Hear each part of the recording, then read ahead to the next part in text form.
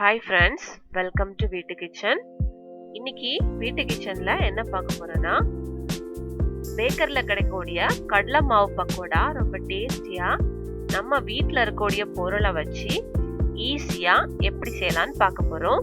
குழந்தைங்க விரும்பி சாப்பிடுவாங்க. ஃபுல் வீடியோவையும் கடைசி வரைக்கும் ஸ்கிப் பண்ணாம பாருங்க. அதுக்கு முன்னாடி எங்கள் சேனலை இதுவரைக்கும் நீங்கள் சப்ஸ்கிரைப் பண்ணாமல் இருந்தீங்கன்னா சப்ஸ்கிரைப் பண்ணுங்கள். சப்ஸ்கிரைப் பண்ணிவிட்டு பக்கத்தில் இருக்கக்கூடிய பெல் ஐக்கானையும் ப்ரெஸ் பண்ணுங்கள். அப்போ தான் நாங்கள் போடக்கூடிய வீடியோஸ் உங்களுக்கு நோட்டிஃபிகேஷன்ஸில் வரும். ஃபஸ்ட் ஒரு பாத்திரம் எடுத்திருக்கோம். இந்த பாத்திரத்தில் 5 பல்லு பூண்டை தள்ளி வச்சுருக்கேன், அதை சேர்த்துக்கலாம். அப்புறம் ஒரு பச்சை மிளகாய் சின்னதாக கட் பண்ணி வச்சுருக்கேன், அதையும் சேர்த்துக்கலாம். கறிவேப்பிலையும் கொத்தமல்லியும் சின்னதாக கட் பண்ணி வச்சுருக்கேன், அதையும் சேர்த்துக்கலாம். அப்புறம் சின்ன வெங்காயம் ஏதாவது 2 கட் பண்ணி வச்சுருக்கேன், அதையும் சேர்த்துக்கலாம். 1 டீஸ்பூன் அளவுக்கு பெருஞ்சீரகம், அதையும் சேர்த்துக்கலாம். 1/2 டீஸ்பூன் அளவுக்கு பெருங்காயத்தூள் சேர்த்துக்கலாம். 1 டீஸ்பூன் நெய் சேர்த்துக்கலாம். இதை ஃபஸ்ட் நம்ம நல்லா மிக்ஸ் பண்ணி எடுத்துக்கலாம்.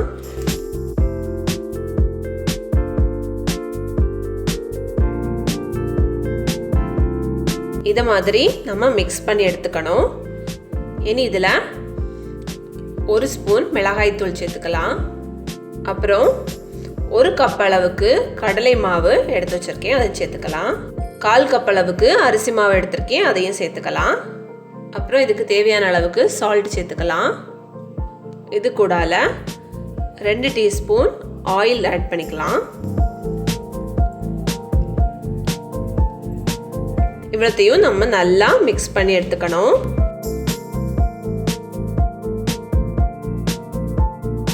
இந்த மாதிரி நல்லா பிசைஞ்சு எடுத்துக்கணும்.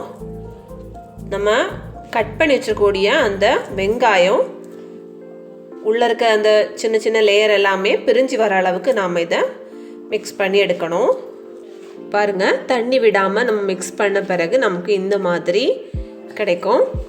இனி இதில் தேவையான அளவுக்கு நம்ம வாட்டர் ஆட் பண்ணி மிக்ஸ் பண்ணிட்டா போதும். நிறைய தண்ணி சேர்த்துடக்கூடாது. அதுவும் தண்ணியை வந்து நாம் தொளிச்சு விடணும். இந்த மாதிரி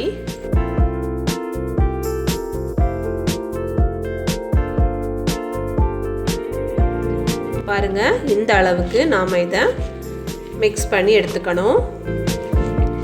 தண்ணி தேவை உண்டுன்னா கொஞ்சம் கொஞ்சமாக ஆட் பண்ணிக்கலாம். ரொம்ப தண்ணி மாதிரியும் ஆயிடக்கூடாது, அதே மாதிரி மாவு மாதிரியும் இருக்கக்கூடாது. இந்த பக்குவத்துக்கு இதை வரைச்சி எடுத்துக்கணும். இது எண்ணெய் இருக்கட்டும். அடுத்து எண்ணெய் சட்டி வச்சு நம்ம எண்ணெய் ஊற்றி எண்ணெய் சூடாயாச்சு. இதில் நாம் மிக்ஸ் பண்ணி வச்சுருக்கூடிய மாவை கொஞ்சம் கொஞ்சமாக போட்டு ஃப்ரை பண்ணி எடுத்துடலாம்.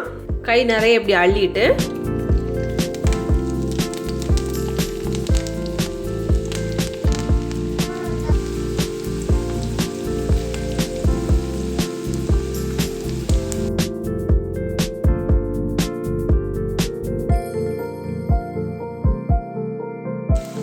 இது நல்லா பொரிஞ்சு வரணும்.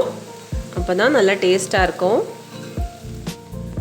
இப்போ பாருங்க, இது ரெடி ஆகியாச்சு. இதை எடுத்துடலாம்.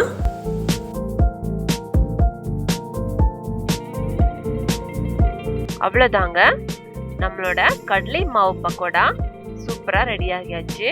இது வந்து நம்ம பேக்கரியில் வாங்குற மாதிரி ரொம்ப டேஸ்டியாக இருக்கும். அது மட்டும் இல்லை, நம்ம வீட்டிலேயே பண்ணுறதுனால ரொம்ப ஹெல்த்தி கூட. குழந்தைங்களுக்கும் தாராளமாக கொடுக்கலாம், அவங்க விரும்பி சாப்பிடுவாங்க. குழந்தைங்க மட்டும் இல்லை, பெரியவங்க கூட இதை சாப்பிடுவாங்க. இந்த வீடியோ உங்களுக்கு பிடிச்சிருந்ததுன்னா இந்த வீடியோவை நீங்கள் லைக் பண்ணுங்கள், ஷேர் பண்ணுங்கள். மறக்காமல் வீட்டு கிச்சனை சப்ஸ்கிரைப் பண்ணுங்கள். தேங்க்யூ.